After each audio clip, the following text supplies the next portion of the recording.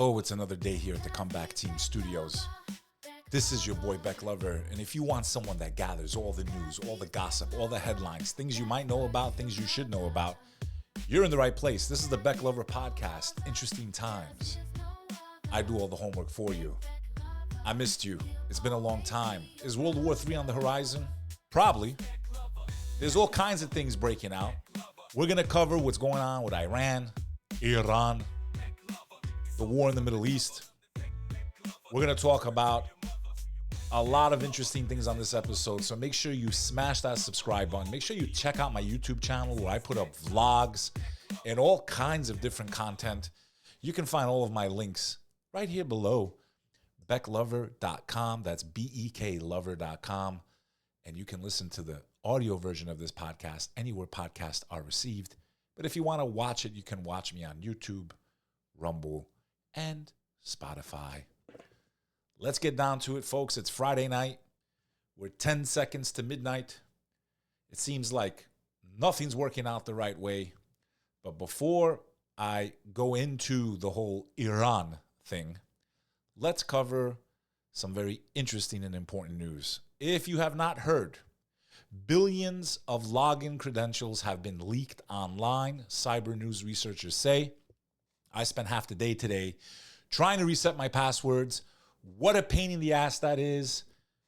There is no standard, there should be something for the internet where it's just standard. These symbols and numbers can be used. Sometimes you're on a different website. They don't allow you to use an exclamation point or a question mark or whatever, and it becomes a pain in the butt, and they have different password reminders, and then you got to log into your email, and then that one's a little bit different than the other one that you need and it becomes a nightmare.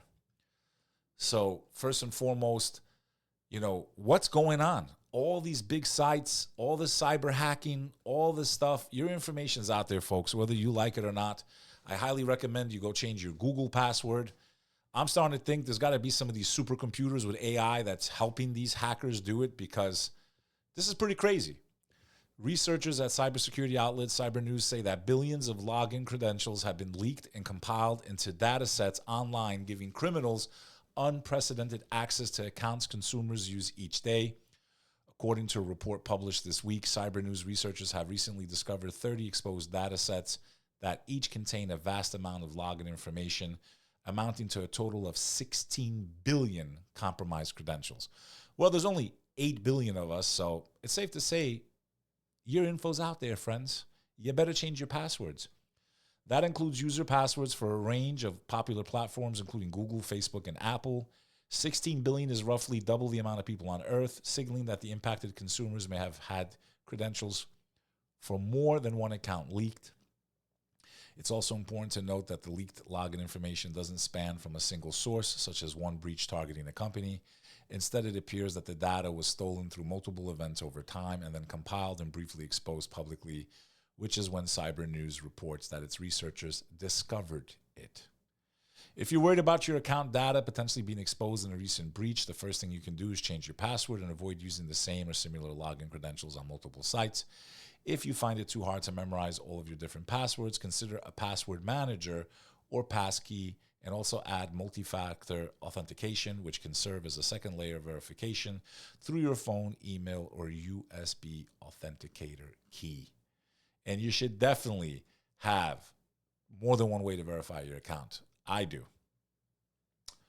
So let's kind of move in now to what's going on in the Middle East. China backs Iran in fighting against Israel. Beijing's response is stronger and more direct than before. So we know that the lines are being drawn, and if this thing escalates, it'll very realistically be Iran, Russia, China versus Israel, NATO, and the U.S. Period.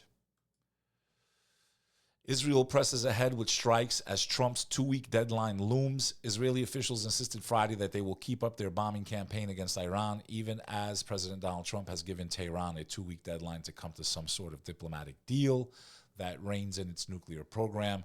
Israel ambassador to the United Nations, Danny Danon, laid out his country's case at the UN Security Council, facing off Friday with Iranian representatives who urged the world to stop the Israeli strikes. We will not stop, not until Iran's nuclear threat is dismantled, not until its war machine is disarmed, not until our people and yours are safe, Danan declared. The Israeli assertions highlight how Trump's statement that he'll decide in the next 2 weeks whether to strike Iranian nuclear sites provides an opportunity to Israel as much as it puts pressure on Iran. For Iran, it's 2 weeks to come to some sort of diplomatic deal with the U.S. that constrains its nuclear and possibly other programs. For Israel, it is a focused time frame to do as much damage as it can to Iran's nuclear and broader military infrastructure before the U.S. may pressure it to accept a diplomatic solution. And if you're silly enough to think that America is not involved and telling them what to do and what they can't do, and that there's the 2 week window, to me, is a green light. Telling Israel, do what you got to do for 2 weeks. So, let's see what happens, man. Trump says Gabbard was wrong. Trump says Gabbard was wrong about Iran, and Israeli strikes could be very hard to stop. Let's play the soundbite. If it comes up. Oh, not without a commercial. Skip. Associated Press reports President Donald Trump said Friday that his Director of National Intelligence, Tulsi Gabbard, was wrong when she previously said that the U.S. believed Iran was building a nuclear weapon, and he suggested that it would be very hard to stop Israel's strikes on Iran in order to negotiate a possible ceasefire. Trump has recently taken a more aggressive public stance towards Tehran as he sought more time to weigh whether to attack Iran by striking its well-defended Fordow uranium enrichment facility. Buried under a mountain, the facility is believed to be out of the reach of all but America's bunker buster bombs. After landing in New Jersey for an evening of fundraiser for his Super Political Action Committee, Trump was asked about Gabbard's comments to Congress in March that U.S. spy agencies believed that Iran wasn't working on nuclear warheads. The president responded, well, then my intelligence community is wrong. Who in the intelligence community said that? In a subsequent post on X, Gabbard said her testimony was taken out of context as a way to manufacture division. America has intelligence that Iran is at the point that it can produce a nuclear weapon within weeks to months. If they decide to finalize the assembly, she wrote, President Trump has been clear that it can't happen, and I agree. The Guardian reports, we'll read that later. Let's move to this article here. Important. Iranian strike in Israel injures nearly 24, emergency officials say, amid diplomatic efforts. An Iranian missile strike on Friday wounded 23 people in the northern part of Israel. 3 were seriously injured, including a 16-year-old boy who suffered shrapnel wounds to his upper body. MDA said 2 others, a 40-year-old and a 54-year-old man, had shrapnel wounds on their legs, and 1 woman had a heart attack while sheltering and died. And again, this is why I hate war. And if things escalate, innocent civilians caught in the crossfire will lose their lives, whether they be Israeli, Iranian, Palestinian, or anyone else that gets involved in this mess. And it just really makes me sick that we can't figure this out in 2025. Authorities, this is reported by the Times of Israel, authorities identify body found in Bat Yam rubble as a mother of a slain Ukrainian girl. Maria Peshova, 30, confirmed dead 4 days after Iranian ballistic missile hit high-rise apartment in central Israel. Family arrived in Israel for daughter's cancer treatment. A body discovered on Thursday in the rubble of a building hit by an Iranian missile in Bat Yam early Sunday morning has been identified as that of Maria Peshova. She was a Ukrainian national and a mother of a 7-year-old, Nastia Borik, who came to Israel for cancer treatment and was killed in the missile strike, along with her grandmother and 2 cousins. The confirmation of her death brought the total of people killed by the missile that hit the high-rise apartment building to 10. Nearly 200 were wounded. And that's got to be probably the biggest damage done to Israel since October 7th, and largest amount of casualties, especially civilian-wise, since the whole thing started. I really wonder what the feeling's like on the ground in Israel. Do the people really want this war to happen with Iran? I wish there was a way to really get the vibe of people living in Israel. If you're from Israel and you're watching this, drop a comment. Do you want the war? Do you want to go to war with Iran? What do you think? Drop a comment. It was a good day for Trump. We'll get to that later. So, Israel military kills 23 Palestinians near an aid site in Gaza, witnesses and medics say. Israeli forces have killed 23 Palestinians after opening fire on crowds gathered near an aid distribution site. Tanks and drones fired at thousands of people near a distribution center in central Gaza run by the U.S. and Israel-backed Gaza Humanitarian Foundation. The Israel Defense Force said troops fired warning shots after people gathered nearby. An Israeli aircraft then struck several suspects, who the IDF said continued walking towards troops. The GHF has denied shooting occurred near its sites. The Hamas-run health ministry says more than 400 Palestinians have been killed in similar incidents since last May. And we've seen this all over online. You know, people are saying that when Palestinians are going, they're desperate, they're starving to death. There's basically a famine and a drought going on there. They don't even have water. And anytime aid comes in, it's like basically they get opened fire on, and somehow a lot of them die just trying to get some food. So this is why there's so much backlash and protest, and people are angry. And the imagery of Israel to the rest of the world is not looking too good at all. So, I mean, it's just, I don't know. Is it worth it, man? Palestine Action to be banned after Royal Air Force Base break-in. This is reported by the BBC. Home Secretary will move to proscribe the Palestine Action Group in the coming weeks, effectively branding them a terrorist organization. Yvette Cooper is preparing a written statement to put before Parliament. The decision comes as a security review begins at a military base across the UK after pro-Palestinian activists broke into the Air Force Base in Oxfordshire and sprayed 2 military planes with red paint. When our government fails to uphold their moral and legal obligations, it's the responsibility of ordinary citizens to take direct action. In a separate post on X, said the group represented every individual who's opposed to Israel's military action in Gaza. Again, the UK, New York City, cities across the world, LA, massive protest against this war, wanting Israel to end this war. And it's not going anywhere. This is very similar. It looks like what was going on during Vietnam, man. So, yeah. In other news, the Telegram founder, Telegram is an app that people use to communicate. They thought that messages would be secure there, like the agencies don't have a back door. Remember, this guy got arrested, if I'm not mistaken. Well, some more weird news about this guy. Telegram founder Pavel Durov says all of his 100-plus children will receive a share of his estate. So the founder and CEO of instant messaging app Telegram plans to leave his fortune to the more than 100 children he has fathered. The Russian-born tech tycoon has revealed that his estate will be split between his 6 children from relationships and the scores of others whom he fathered through sperm donation.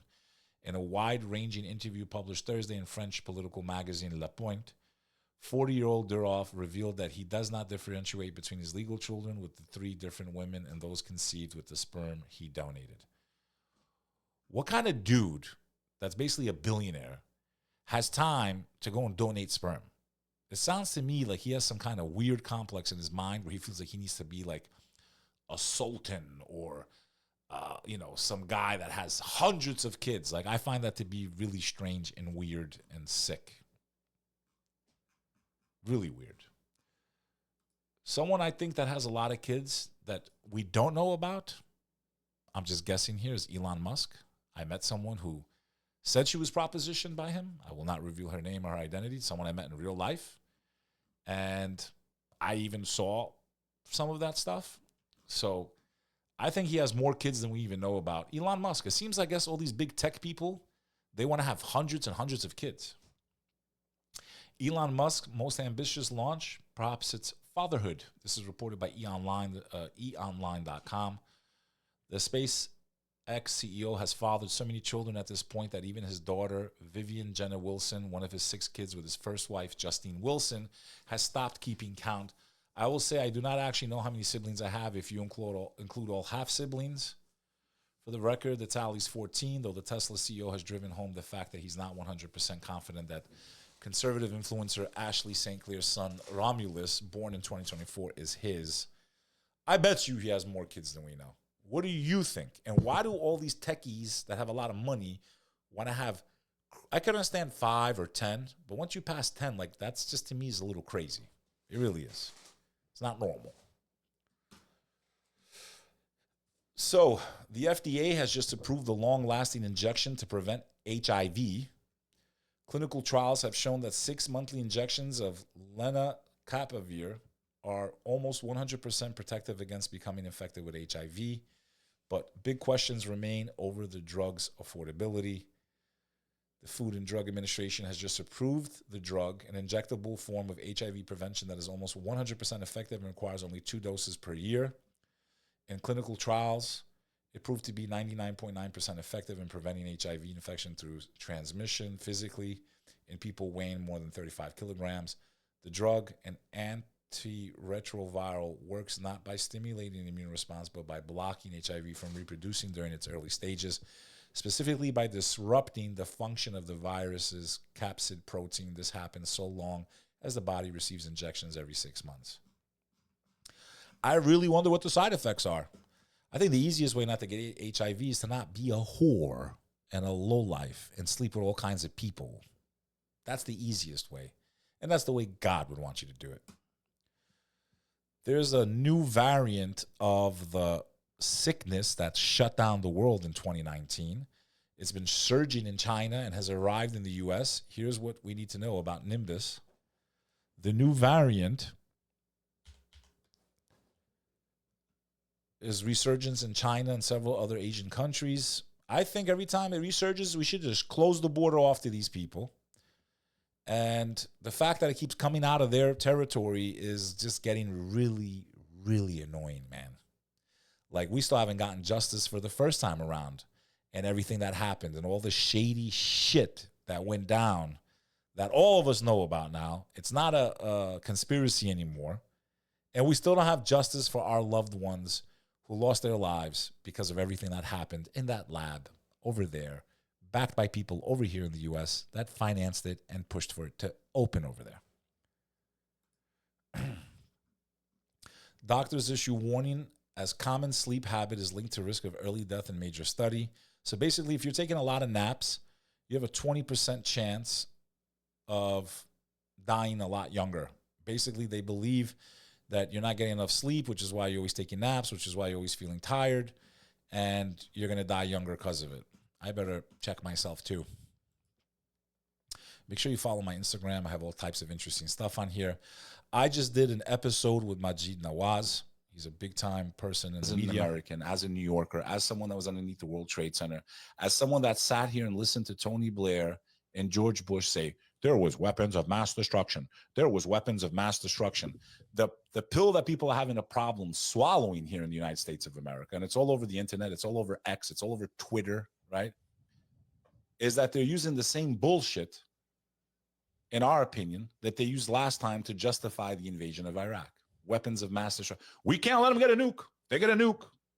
And we still have trauma. We don't have memories of 20 seconds ago. Our generation understands what happened with the invasion of Iraq and talking about weapons. I had a very interesting conversation with Majid Nawaz. That's available on his Substack.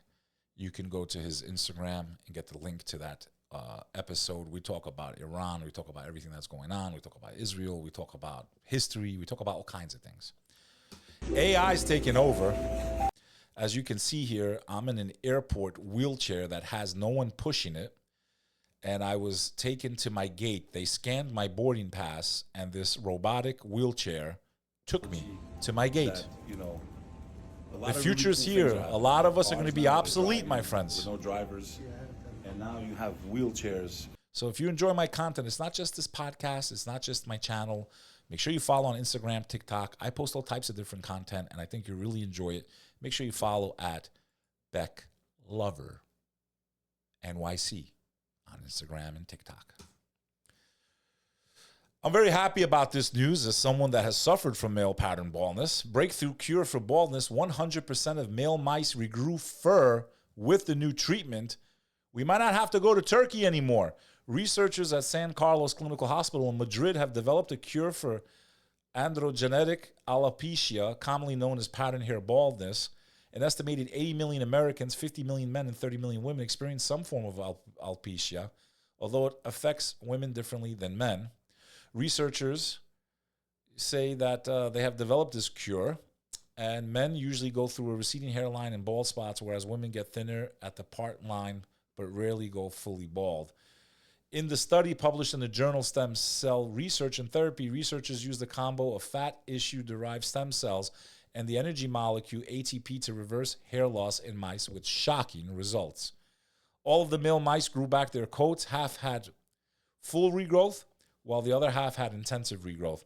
Among females, a whopping 90% saw intense or complete hair revival. We're not gonna be bald anymore. We're not gonna be bald anymore. I'm gonna be handsome again. Alhamdulillah. In the future, we will be able to offer new solutions that allow us to meet patients' expectations. A lot of people in Turkey about to lose their jobs. A lot of people ain't going to have to fly to Istanbul no more. So we're going to see. Now, back to the guy everyone forgot about, Diddy. Shocking audio reveals Cassie threatening to kill a man over a video of a Diddy freak-off. Here's some of the excerpts. This is the one claiming to be a victim of Diddy. And now now all my friends can go and we can stay here.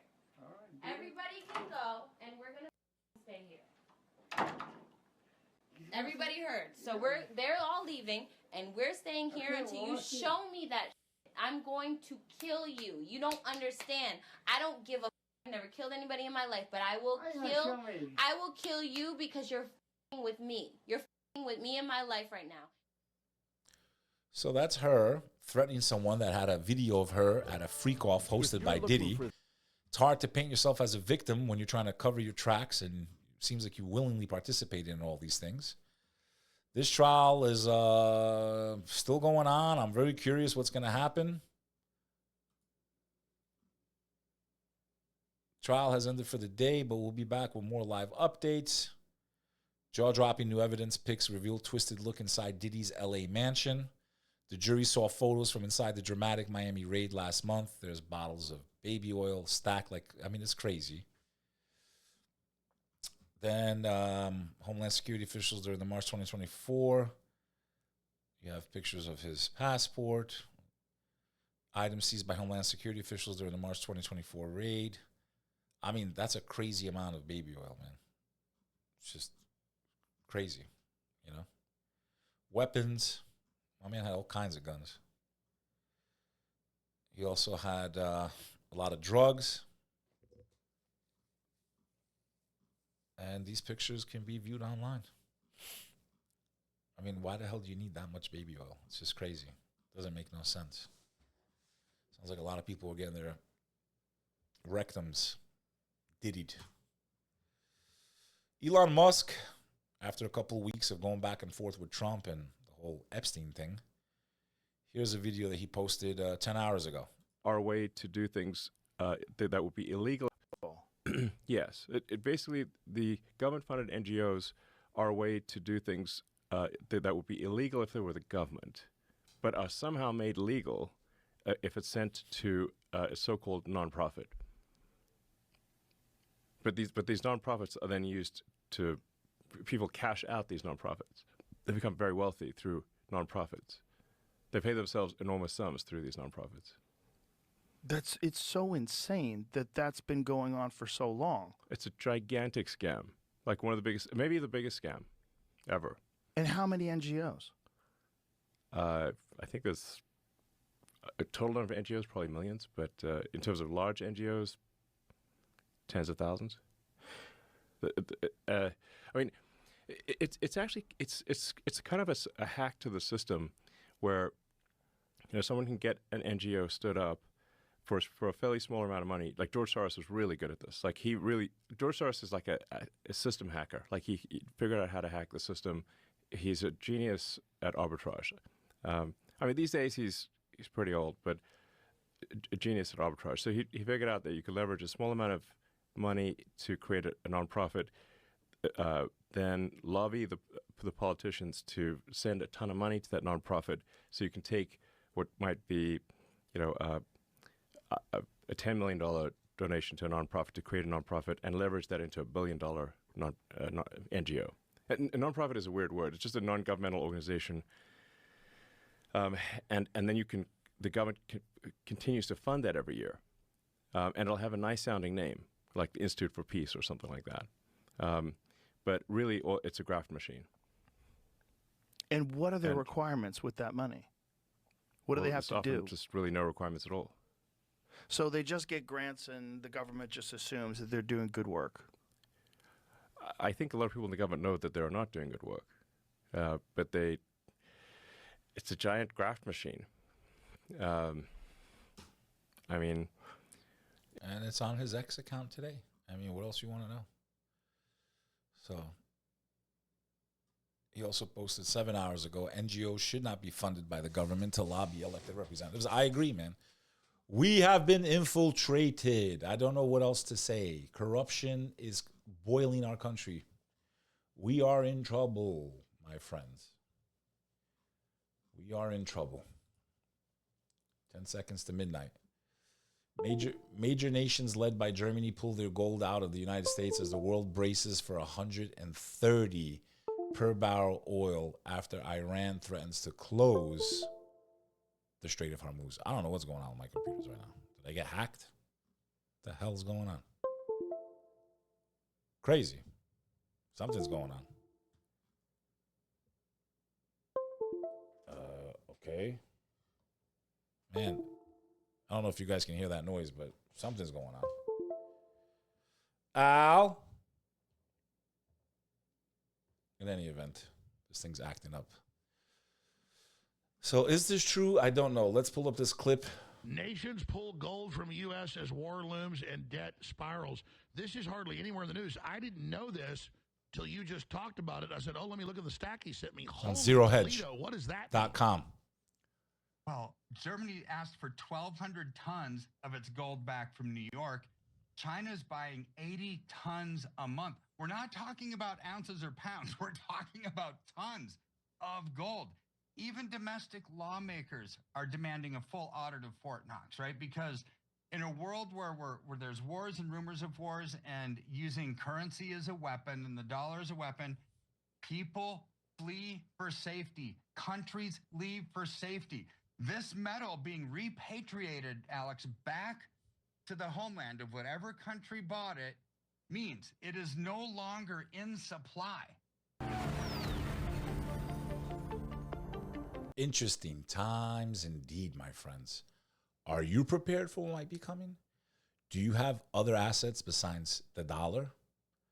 Have you diversified? Do you have a backup plan if we see a red flash and all hell breaks loose because the Iranians hit us? Anything's possible, my friends. Now, I heard some reports that there might have been an earthquake in Iran. Let's see if this is true. It's just coming in right now. Iran earthquake. Let's see. Yep. Came in a couple hours ago. Magnitude 5.5 earthquake strikes central Iran. Felt in Tehran. Rattles northern Iran amidst Israel war. Man, all hell is breaking loose everywhere. Now, Rabbi Shmuley also went and spoke with Alex Jones and debated the exploding Iran-Israel war that threatens to engulf the world in nuclear Armageddon. Let's see what the infamous rabbi had to say. You hate America because you think that Iran wants to destroy Israel. And because you're opposing an American strike on Iran, you think that I'm going to say you hate Israel. You actually hate America. Iran has murdered more than 1,000 American troops.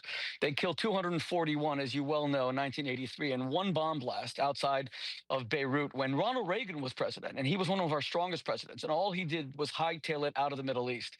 Before that, we had the weakest president of modern history, Jimmy Carter, who allowed our embassy to be ransacked by these Iranian thugs and take 55 Americans hostage for 444 days. And Carter was crippled, absolutely crippled and defenseless. He created Islamism because he never fought Islamism. Then the Iranians went and attacked Khobar Towers. They killed 19 servicemen and women from the Air Force. Then they killed 600 American troops in Iraq, according to Pentagon estimates. We're already at over 1,000 American troops. So what I want to say to you, Alex Jones, is you seem to hate America and hate its military. Because if you believe that Iran should be able to kill American troops, they're our greatest heroes. I mean, I hope we could at least agree on that. Greater than politicians, greater than Hollywood actors, most of whom are frauds. Our servicemen and women are our greatest heroes. Iran has killed 1,000 of them, and they never paid a single price. They've been allowed to kill Americans with impunity. Iran just tried to assassinate the president of the United States. Let me repeat that for everyone listening, because it's so striking that they were not hit as soon as the FBI actually arrested an Iranian assassination squad. This wasn't in planning. It wasn't planning for 2 years, but this wasn't just an idea. They actually hired the assassins to kill Donald Trump. And Trump famously put out a tweet in the last 2 months of the election. He said, I am now surrounded by more men with more guns than I've ever seen because Iran wants to kill me. And then Trump, once he became president, put out another tweet and he said, I have told J.D. Vance that if Iran kills me, he is to destroy the entire country of Iran. He is to level. And by the way, that is the message, because you can't kill an American president and get away with it. Now, Biden was another complete weakling, and he undermined American military deterrence, because when you withdraw the American troops from Afghanistan, from Kabul, and you allow 13 American soldiers to die on the last day of the withdrawal with a suicide bomber which is blowing, and then you let the Taliban take $100 billion of our helicopters, our Blackhawks, our Apaches, and as if no war had taken place for 20 years, and so many thousands of American soldiers died. Biden was a weakling, and now there's no deterrence. And that's what allowed Putin to think, oh, America, I can just invade Ukraine. America's not going to do a thing. America's a bunch of weaklings. So don't tell me about hating Israel. It's about hating America. You seem to hate America. MI6, the CIA, and Israel are on record. USAID, all of it. Just recently, Israel, Turkey, go in, take over Syria, put the world leader of al-Qaeda in charge. Haaretz reports yesterday, Netanyahu setting up an al-Qaeda ISIS base to Israel helped create Hamas to be a destabilizing force. The CIA in 53 overthrew Mossadegh, who was pro-West, but he wouldn't give them all the oil. Operation Ajax. Then in 79, opened the door to bring with the Iran-Contra to push Carter out of power. I agree was a weak president, but that's all the inside baseball. And I had family, by the way, involved in Iran-Contra, so I don't just know about it from the news or the Senate hearings. And so we have this continued funding the jihadis as a destabilizing force. Israel wants to break all these countries into balkanized statelets. That's also part of the policy that the corrupt people that have been in charge of our foreign policy have been doing. We have the New American Century that came out the year before 9/11, where Dick Cheney and Donald Rumsfeld, the neocons, said, we need a new Pearl Harbor to be able to launch all this and have a regime change in 7 countries.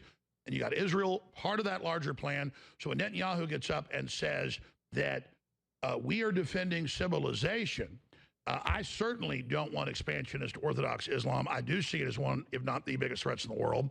And I see it being brought in mass to Europe, the United States, Canada, you name it. And I'm actually against that. And I did not support Iran blowing up the Marines there at the embassy 40 years ago. 40 plus years ago. I do not support the mullahs and the things they've been doing. I do not support them killing people that peacefully protest with, hanging them from cranes. I did not support the Shah Savak before that. I know the history. I know the angles. I know the groups. I know what's happening. And, we're told, oh, Netanyahu 7 days ago, we're taking out their nuclear sites. And then actually, we're not negotiating. We want regime change. Then I know the Iranians will block the Strait of Hormuz. They've already said it. They can do it very easily. It's on their border. They can sink their own ships and do it. Oil goes up to 130 conservatively, maybe even higher.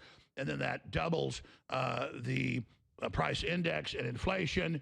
And then that triggers higher interest rates. And that derails Trump's entire recovery. And that's on the low end of problems. The government fears Alex Jones, who has the largest... A lot of information there. Play it back again. But anything can happen here. Things can go south very quickly. And, yeah. So, crazy. Other great news. A deadly drug-resistant fungus spreading fast across the U.S. The WHO raises the alarm. A deadly drug-resistant fungus, Aspergillus fumigatus, is spreading rapidly across the U.S., posing serious risk to people with weak immunity as climate change fuels its growth and resistance. So yeah, a lot of different things that can kill us out there. All hell's gonna break loose, and yeah, Trump can maintain control of thousands of California National Guardsmen. Appeals court rules, so they're not going anywhere. And good, because I can't stand Governor Newsom. He's the worst thing that's ever happened to California, worse than any earthquake that's ever hit that state. He is catastrophic. In any event, please check out the channel. There's a lot of different content going up, vlogs going up. I've made a lot of appearances. I know a lot of you wonder where the hell I was. I was on the road. We're back on the air, and you're staying tuned at the right place. This is your boy, Beck Lover. We live in an interesting world. Stay alive, my friends. Stay positive, and pray for peace to prevail. And may God help us all.